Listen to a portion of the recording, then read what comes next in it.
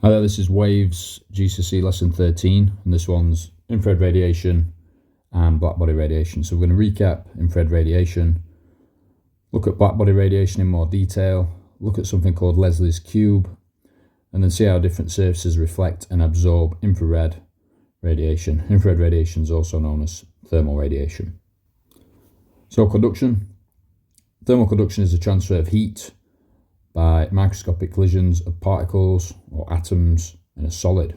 So as you can see in the bottom right, that's how a solid is arranged, and when you warm them up they vibrate, interact with each other, and then the heat will conduct through the solid. So conduction only occurs in solids, doesn't occur in fluids, which is liquids or gases. Well, it kind of does in fluids, but it's because of the spaces between the atoms, conduction is very poor in liquids.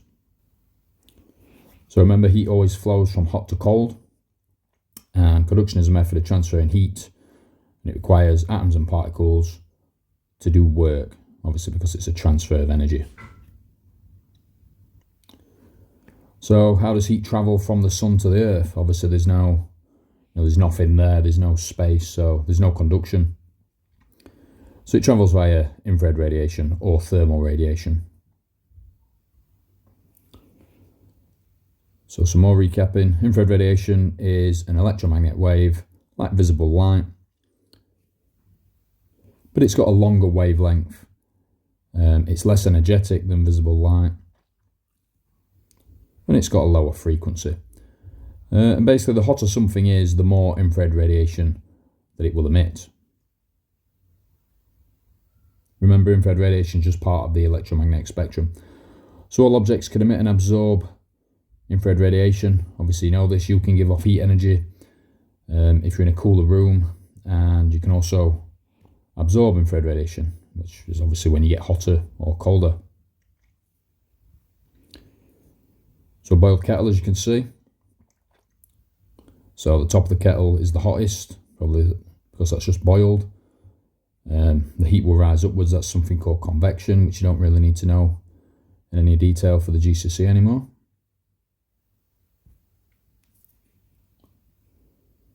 Some more cool GIFs. So that gun's obviously been fired already, as the barrel's really hot, as you can see. And on the race car, obviously the tyres, looks like rear wheel drive burning up, doing a skid. So obviously they're producing massive amounts of thermal or infrared radiation. Right, cooling objects. So objects can also absorb infrared radiation as well as emit infrared radiation. So what does it mean for an object at a constant temperature? So if something's stable, so like human body temperature, for example. So really important, this one is objects at constant temperature emit and absorb equal amounts of infrared radiation, which is why they stay the same temperature. I'd definitely get that one written down. So we can measure infrared radiation using infrared thermometers. They measure off the amount of radiation given off by an object and give you a response in either degrees or Fahrenheit, normally degrees. And the more radiation detected, the higher the temperature. So what's Leslie's cube? So a Leslie cube has 4 coloured sides. You've got 4 different surfaces. You've got matte black, which is like a rough type black. You've got shiny black, you've got white, and then you've got silver. And as you can see on this GIF on the, well, it's not a GIF, it's just an image. On the bottom right, there's a Leslie's cube. And it obviously looks different, so different surfaces, they will emit or absorb thermal radiation differently. So let's imagine an experiment.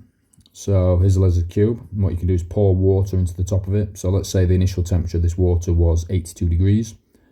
And I'm going to give you some results that show the temperature of each side when measured using a infrared thermometer 2 minutes later.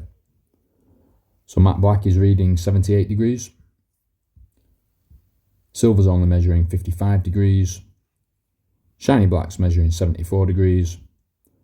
And white is measuring 60 degrees. So from the outside, obviously the thermal energy is inside and it's coming out of Leslie's cube into the environment, because the environment, so if it's room temperature, is obviously a lot cooler than 82 degrees, so the heat energy is going to go from inside to outside.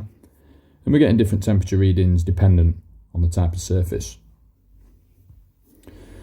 So in summary, different colour materials absorb and emit infrared radiation at different rates. So matte black is the best emitter. So matte black will let thermal energy pass out of it, and it's also the best absorber. It will absorb thermal radiation at a higher rate than say silver.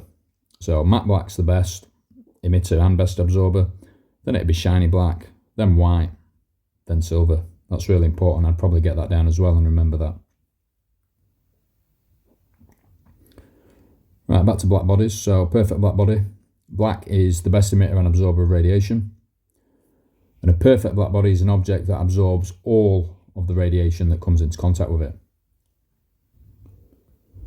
And then as a consequence, black body radiation is the radiation emitted by a perfect black body. So I'd get that down. I'm going to move on a little bit more into that.